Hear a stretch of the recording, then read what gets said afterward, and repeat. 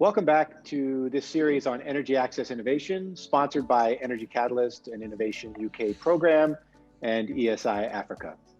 We're joined for this episode by Dr. Faisal Ghani, founder and CEO of SolarisKit, a startup based in Edinburgh, which makes collectors that turn sunlight into hot water in a way that is affordable, easy to install, and accessible to everyone.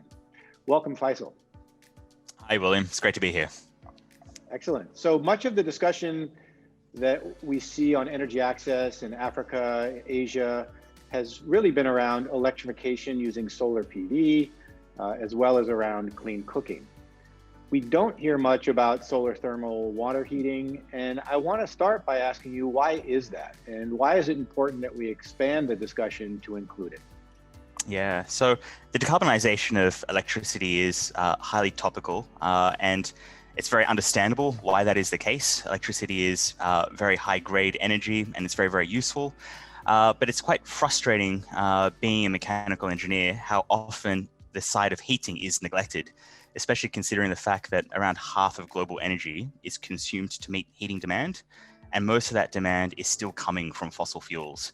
So if we really want to tackle the climate emergency, for me personally, and this is obviously shared by the wider community, we do have to start really tackling the decarbonisation of heat. It's not only prevalent in developing and emerging economies. Here in the United Kingdom, it is a significant problem that we need to address if we want to reach our 2050 carbon net zero targets. But in the context of developing emerging economies, there's an opportunity here for them to avoid a lot of the mistakes that we have made. So shifting that dependence away from gas or biomass, and really looking to harness renewable sources, which can be effectively used to meet heating demand, because that could make a significant impact on the environment. And so SolarisKit was founded in what year? So we started off in 2019, so we're quite early stage. Okay, and why? Why did you start? I mean, what is the problem that you're trying to address? So the broader issue is around decarbonization of heating, but you've developed a solution that is trying to solve a specific problem. I'm wondering what that problem is, and why is there a need for technology innovation or disruption of the current market to address the problem?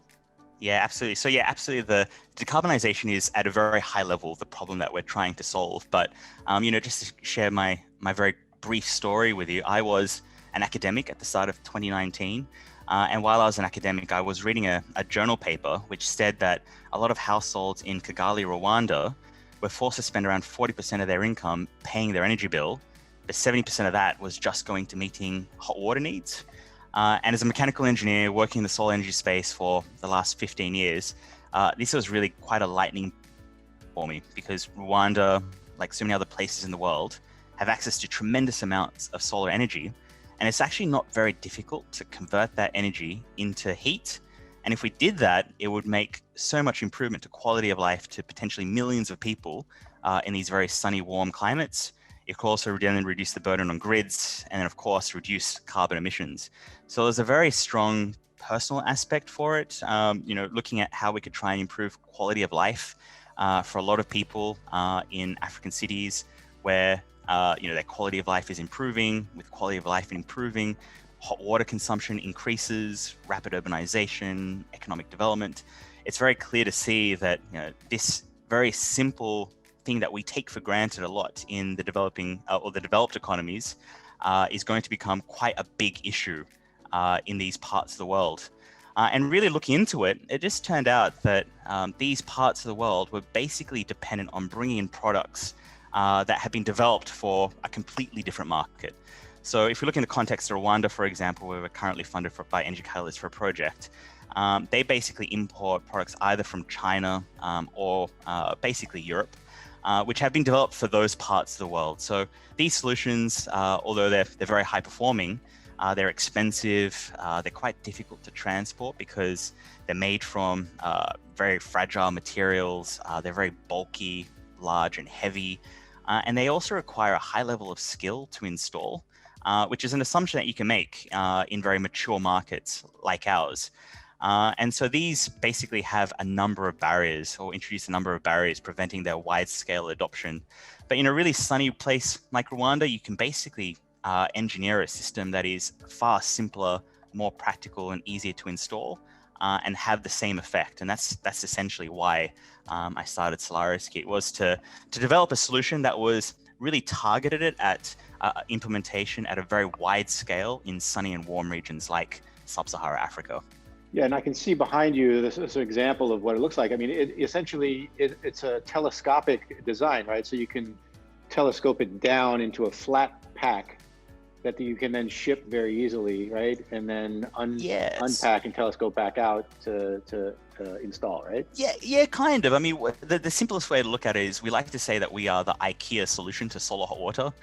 So essentially, you would buy a box in a flat pack kit, and this kit would be quite easily to carry underneath your arm. It could be transported in the back of a bicycle trailer, for example.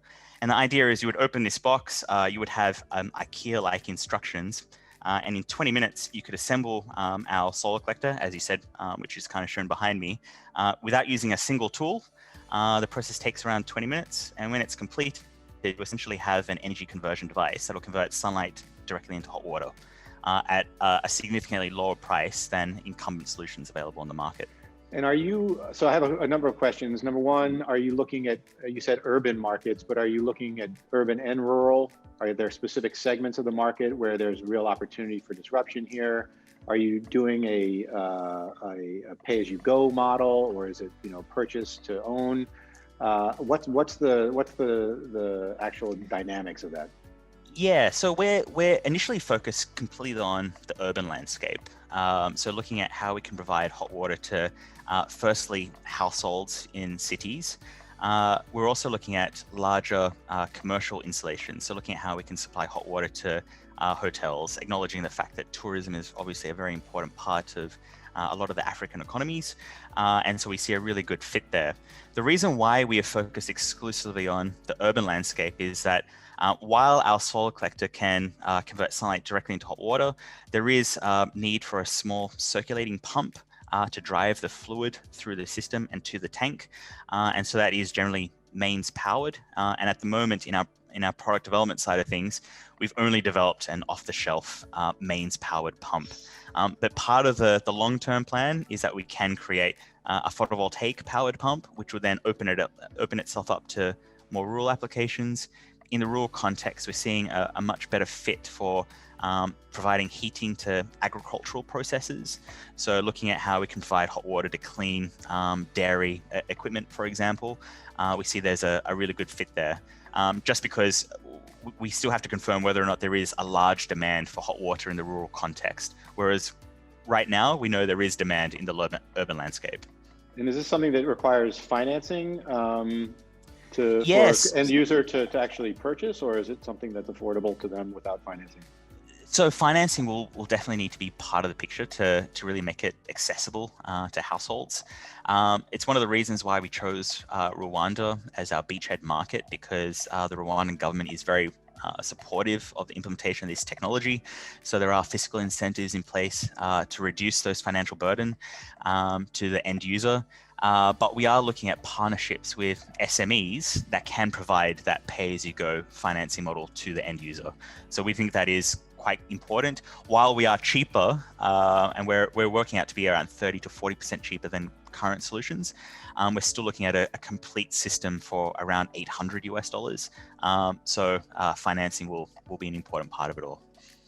So you mentioned that you're working on innovation that sort of integrates PV to power that motor, but is there also an opportunity to bundle what you do with other rooftop solar companies that are already serving the same customer potentially, so that instead of them having to buy two separate systems, they're actually buying one that's integrated and you're powering your system using a PV system that's maybe been installed by somebody else?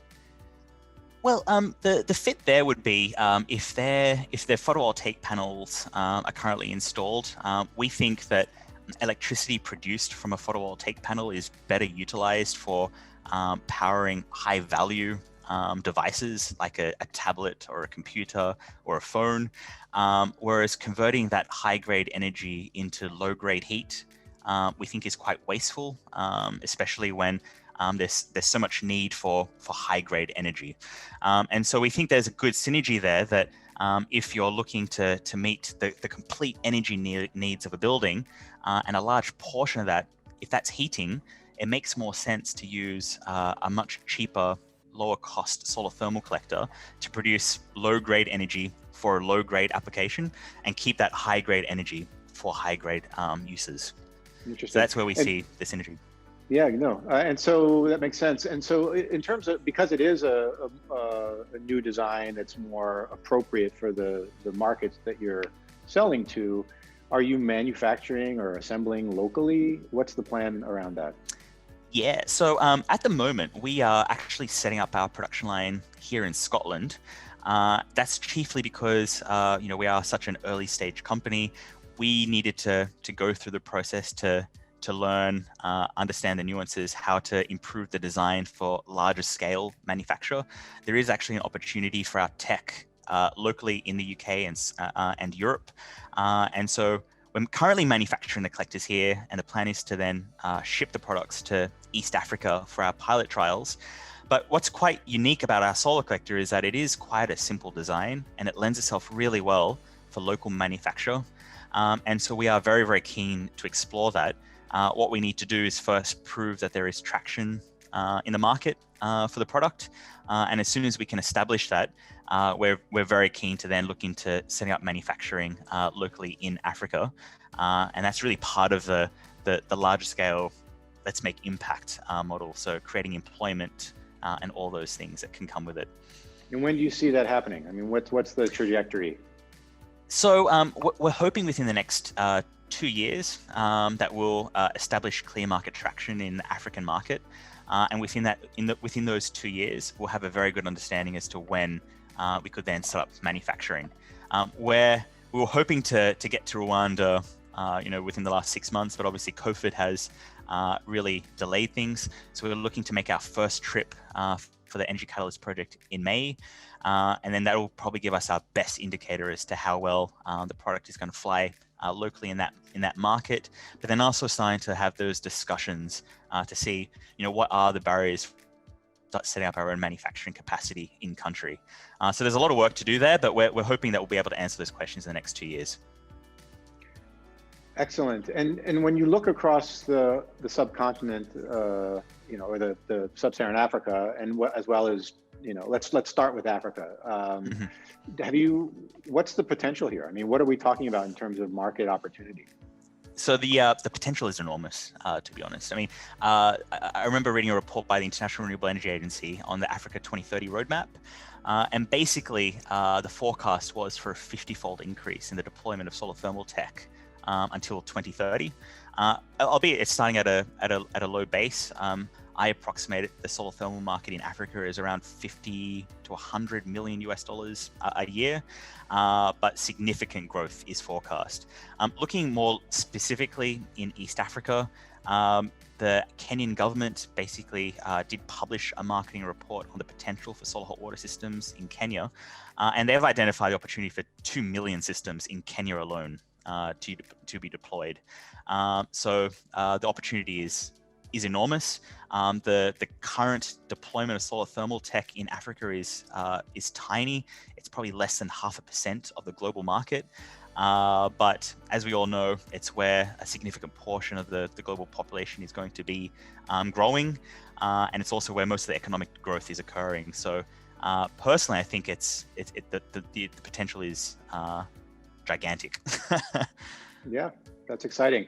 I guess one last question for you is around, the role for employment. You mentioned in one of the videos I saw that you had done the potential for youth, for example, to really take advantage of this type of opportunity. Why is that important to you, and what do you see as opportunity there?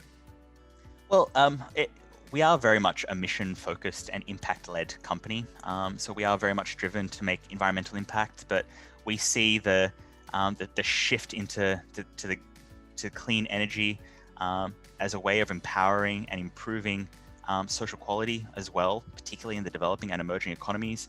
We all know that it's the youth that feel very strong about climate change as well, and being able to get them to be part of it is I think quite empowering for them. So one of the things that we are trying to do as well is look at how we can build capacity in Africa to support the deployment of solar heating technology generally. So we are looking to partner with Strathmore University to create a center of excellence there that will have capacity to train around 100 technicians per year. So looking at how we can upskill youth and get them to be part of this new shift to decarbonising heat, which has so much potential in Africa.